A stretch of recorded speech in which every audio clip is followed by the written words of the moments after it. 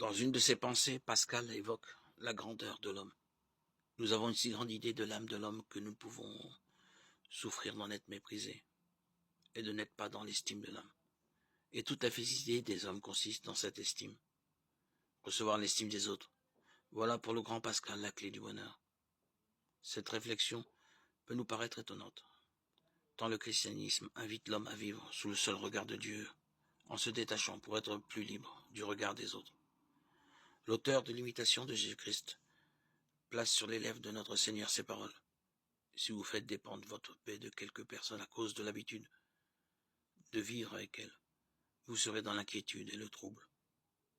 Abreuvés que nous sommes de toutes les invitations à l'épanouissement personnel, nous risquerions d'entendre l'exhortation du Christ comme une négation de nos besoins psychologiques et affectifs. Les reconnaître n'est-il pourtant pas légitime pour construire sa personnalité? Bâtie en 1943 par le psychologue Abraham Maslow, est devenue une théorie classique. La pyramide des besoins observe 5 niveaux de besoins chez l'homme. Physiologique, de sécurité, d'appartenance et d'amour, d'estime, d'accomplissement de soi. Ces besoins font partie de nous, indépendamment de nos choix. Le besoin de reconnaissance peut se situer au 3e et 4e niveau. Il rejoint à la fois le besoin de se sentir aimé, celui d'être reconnu dans sa dignité, dans la bonté de ce que nous sommes et de ce que nous faisons.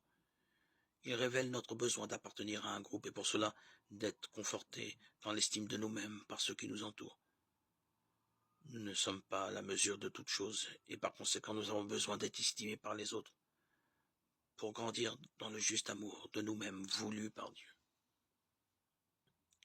Mais voilà le drame qui arrive, celui du péché, qui vient transformer notre besoin naturel d'estime et d'amour en une entrave à la liberté, une dépendance. C'est là que l'imitation de Jésus-Christ vise juste.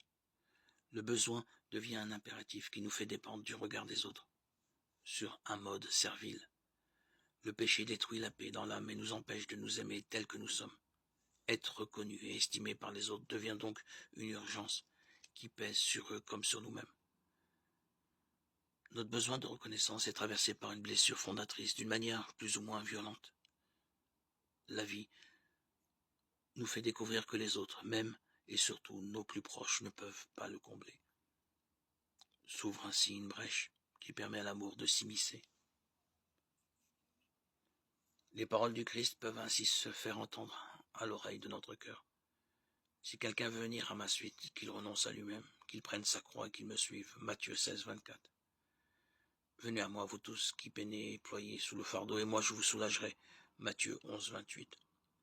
Ces deux paroles ne s'opposent pas. Notre besoin de reconnaissance doit passer à travers l'épreuve de la croix. Aucune créature ne peut combler notre besoin, et seul le Christ portant la croix avec nous et posant sur nous son regard peut apporter la vraie paix à notre âme. Notre besoin devient alors un désir d'aimer et d'être aimé, et non un impératif toujours déçu. En fin de compte, le besoin de reconnaissance constitue une notion clé pour articuler notre vie psychologique et notre vie spirituelle. Pour pouvoir suivre le Christ, il ne faut pas ignorer ce besoin humain qui est le nôtre, mais l'accueillir, pour qu'il puisse être purifié dans la foi et dans l'amour. Comme l'écrit Peggy, pour fustiger ceux qu'il appelle les dévots, parce qu'ils ne sont pas de l'homme, ils croient qu'ils sont de Dieu. Parce qu'ils n'aiment personne, ils croient qu'ils aiment Dieu. Ne soyons pas de ces dévots-là, mais acceptons au contraire notre réalité d'être charnel, habité par des besoins et des désirs.